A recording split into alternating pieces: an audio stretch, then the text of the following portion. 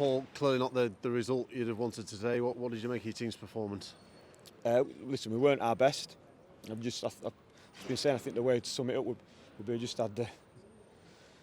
I know it's coming with the stats about, a bit more possession than them, more attempts, more on target, more expected goals, this type of thing. But this is why I don't get too carried away with it. We weren't at our most fluent best, I thought first half we passed it well on a difficult pitch and got in some real good areas, and we lacked quality in them final moments. And I expect us to go on in the second half, if I'm honest, and win the game. Not draw the game, win the game.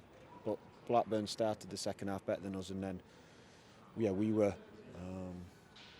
having to force the changes, whether that was personnel and then tactical.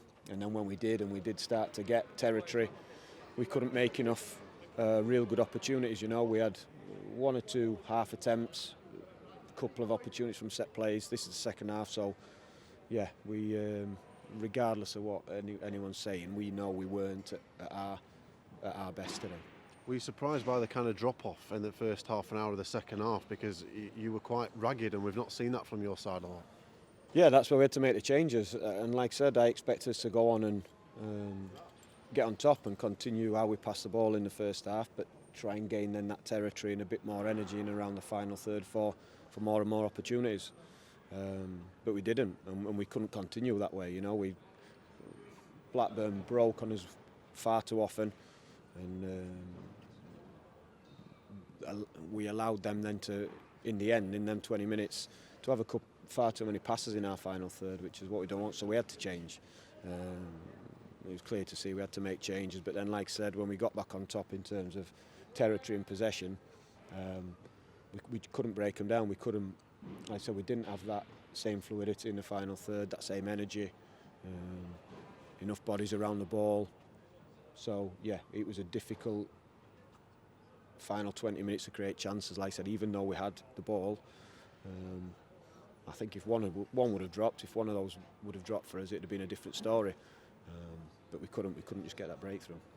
In terms of the goal as well, a disappointing one to concede. They seem to get so many players on the overlap quickly. So first half, they had 3 attempts, and 2 of them were counter-attacks, and one was where we left a runner.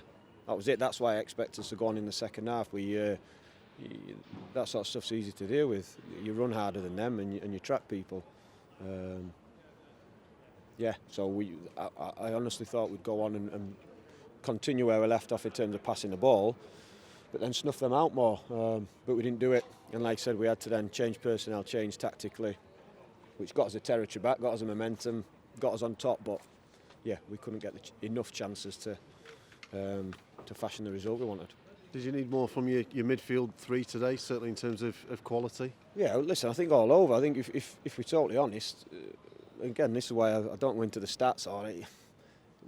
We've got some good players. We've got some big players who've won us plenty of games this season, and those big players misfired today. No one, the energy, the effort was there, but we didn't have those big moments from enough of our players to win us a game, pure and simple. And I know I'll see that when I watch back. That'll be the message. But I want to watch it back before I feed back to the players, because, like I said, it's all right me saying this is what happened, blah, blah, blah. We want the answers, we want the solutions. I want to make sure that the players understand when we get in them situations again, how we deal with it.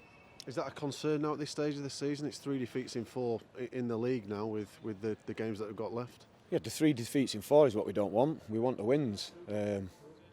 So we have to put that right. The good thing is we've got another game in 3 days, so that's a blessing we always get in this league.